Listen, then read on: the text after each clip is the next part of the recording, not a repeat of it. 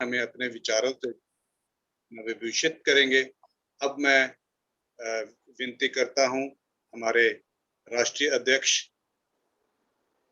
माननीय धर्म प्रकाश भारती जी से कि वो भी अपना विचार जो है थोड़े समय में रखें, क्योंकि टाइम काफी ज्यादा हो चुका है।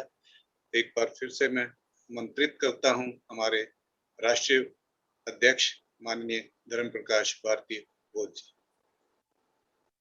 सभी संत गुरुओं को नमन करते हुए मैं बहुत बहुत आभार व्यक्त करना चाहता हूं आज की वेबिनार के अध्यक्ष माननीय एस.एल. भार्गव साहब का, हमारे आज के मुख्य अतिथि डॉक्टर जे.पी. अम्बेडकर साहब का, हमारे विशिष्ट अतिथि खुबरा गिरी साहब का, आलेख साहब का, संचालन कर रहे हमारे पंजाब प्रदेश के संयोजक प्रतिपाल एडवोकेट साहब का, विशेष रूप से हमारे बीच में आज जुड़े हमारे राष्ट्रीय आचार्य आदरणीय इंजीनियर किशोर बौद्ध साहब का, माननीय मास्टर बादल सिंह बौद्ध साहब का, और जितने साथी जुड़े हैं सभी का बहुत बहुत आभार, बहुत बहुत धन्यवाद। जैसा कि विषय है भविष्य की चिंता और लोकतंत्र संविधान खतरे में, मैं समझता हूं हमारे वक्ताओं ने जो शब्द बोले हैं वो 100% सही हैं। जैसा हमारे श्रोता साथी हैं, मेरी आवाज आ रही है? जी सर, आ रही है। हमारे श्रोता साथी हैं, वह साथी भी इन बातों से सहमत हैं। मैं केवल इतना सा अनुरोध करना चाहता हूं कि जैसा हमारे आदरणीय अध्यक्ष जी, आदरणीय मुख्य अतिथि जी, आदरणीय विशिष्ट अतिथिगण सर, संचालक जी, हम और आप जैसा सोचते हैं, ऐसा केवल हम और आप नहीं सोचते हैं, बल्कि लाखों लाखों लोग भारत में ऐसा सोचते हैं, ऐसा महसूस करते हैं कि बड़ी मुश्किलों से आजाद किया गया ये लोकतंत्र, लोकतंत्र की परंपराएं, लोकतंत्र की रक्षा करने वाला संविधान खतरे में है। अब समस्या हमारे सामने 3 प्रकार की है। एक तो यह है कि एक व्यक्ति है जो लोकतंत्र को खत्म करना चाहता है, दूसरा व्यक्ति है जो इसे निरंतर खत्म करने पे लगा हुआ है, और तीसरा इस देश का मूल निवासी है, इस देश का असली बाशिंदा है, जो खत्म होते हुए देख रहा है। 3 भागों में हमें इसे बांट के देखना है। पुनः मैं फिर रिपीट कर दूं, एक व्यक्ति है जो लोकतंत्र को, संविधान को खत्म करना चाहता है, क्योंकि ये उसके विरुद्ध है, ये उसकी मोनोपोली और उसकी संस्कृति के खिलाफ है, क्योंकि इसमें प्रत्येक नागरिक को समान अधिकार है और वह प्रत्येक नागरिक को समान अधिकार देना नहीं चाहता है। वो सिर्फ और सिर्फ अपनी मोनोपोली और अपने में ही सारे अधिकारों को समाहित करना चाहता है। दूसरी मशीनरी है, जिसे हम कार्यपालिका कह सकते हैं, विधायिका कह सकते हैं, मीडिया कह सकते हैं, या मैं कह सकता हूं कि न्यायपालिका पर हमें पूरा भरोसा है, लेकिन वो प्रभावित हो रही है, ये हमारा दुख है।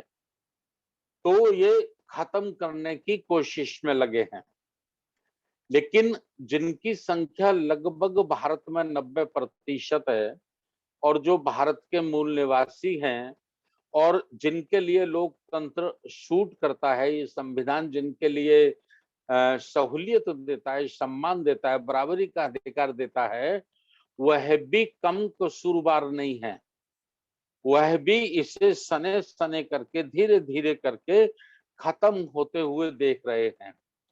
तो मैं ये समझता हूं कि अगर मुझे ये कहा जाए कि धर्म प्रकाश भारती बौद्ध जी, आप ये बताइए सबसे बड़ा कसूर किसका है? तो मैं सबसे बड़ा कसूर जो खत्म करना चाहता है उसको नहीं दूंगा, जो खत्म कर रहा है उसको भी नहीं दूंगा। मैं सबसे बड़ा कसूर उसे दूंगा जो अपने अधिकारों को खत्म होते हुए देख रहा है। इसलिए मैं ये निवेदन करना चाहता हूं कि वक्त के रहते हमें मन, तन, धन का त्याग करना है। वक्त रहते हुए जैसे हम लोग सोचते हैं, जिस किस्म की सोच हमारी है, जिस किस्म की सोच आपकी है, इस किस्म की सोच इस देश में लाखों करोड़ों लोगों की है, लेकिन सब अपने घर बैठे बैठे सोच रहे हैं। मैं आगरा में सोच रहा हूँ, कोई गुना में सोच रहा है, कोई नागपुर में सोच रहा है, कोई चंडीगढ़ में सोच रहा है, कोई पंजाब में सोच रहा है, कोई जम्मू कश्मीर में सोच रहा है। सब एक बीमारी से पीड़ित हैं, सब खतरे का एहसास है, लेकिन हम घरों से नहीं निकल रहे। हम एक कड़ी में, एक चेन में जुड़ नहीं रहे, और जब तक हम एक कड़ी में नहीं जुड़ेंगे, जब तक हम एक चेन में नहीं जुड़ेंगे, जब तक हम एक सुर ताल में एक साथ खड़े नहीं होंगे, ये खतरा टल नहीं सकता। वो मुट्ठी भर लोग हैं, उनकी कोई हैसियत नहीं, उनकी कोई औकात नहीं कि वो भारत के लोकतंत्र को या भारत राष्ट्र को खतरा पैदा कर सकें। अगर उनके पास कोई शक्ति है तो सिर्फ और सिर्फ हमारा बिखराव, हमारा संगठित ना होना, हम एक सोच के, एक माता पिता की संतानों का एक साथ संगति न करना, एक साथ उठना बैठना ना होना, ये उनकी ताकत है। तो हमें ज्यादा से ज्यादा राष्ट्रीय बौद्ध महासभा के माध्यम से हम इस काम को बड़ी तेजी से, हम माने हम सब, हम माने मैं नहीं, ऐसा नहीं समझना कि मैं धर्म प्रकाश भारती है, हम सब निकले आज घरों से, तन और मन और धन का हम त्याग करें, और आने वाली जनरेशन के लिए, आने वाले समाज के लिए अखंड भारत को मजबूत करें, सशक्त करें, ताकतवर करें, लोकतंत्र को ताकतवर करें और संविधान की रक्षा करें। ये अत्यंत आवश्यक है। वरना मोहम्मद रफी का जो एक गाना था ना, अपना सब कुछ लुटाकर होश में आए तो क्या हुआ, फिर हमारे पास सिवाय इस गीत के कुछ नहीं बचेगा कि अपना सब कुछ लुटाकर होश में आए तो क्या हुआ। इसलिए लुटने से पहले होश में आना है, होश में आना है, जोश के साथ साथ हमको संगठित होना है। और ये संगठन भारत के 12 लाख गांवों शहरों में होना चाहिए। 7 लाख गांव हैं, 5 लाख शहर हैं। 7 लाख गांव, 5 लाख शहर, 768 जिले और 37 राज्यों में बाबा साहब डॉक्टर अंबेडकर को मानने वाले लोग, साहू फूले को मानने वाले लोग, मान्यवर काशीराम साहब को मानने वाले लोग, संत रविदास, संत कबीर को मानने वाले लोग, बुद्ध के अनुयायी, उनकी आज ये जरूरत है कि हम लोग त्याग करें। जो कौम त्याग करती है, जो कौम बलिदान करती है, वही कौम शासन करती है, वही कौम कानून बनाती है। जो कौम त्याग नहीं करती है, जो कौम बलिदान नहीं करती है, वो कभी ना तो हुक्मरान होती है और ना ही कभी वो शासक होती है, और ना ही उसे कभी कानून बनाने का अधिकार मिलता है।